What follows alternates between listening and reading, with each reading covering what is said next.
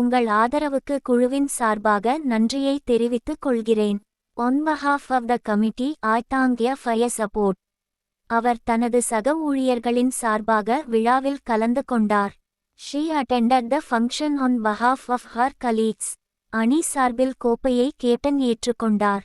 The captain accepted the trophy on behalf of the team. இந்த வழக்கில் தனது கட்சிக்காரர் சார்பில் வழக்கறிஞர் வாதிட்டார். The lawyer argued the case on behalf of his client.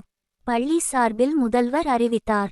The principal made the announcement on behalf of the school. நன்கொடையாளர்கள் அனைவருக்கும் தொண்டு நிறுவனம் சார்பில் நன்றியை தெரிவித்துக் கொள்கிறோம்.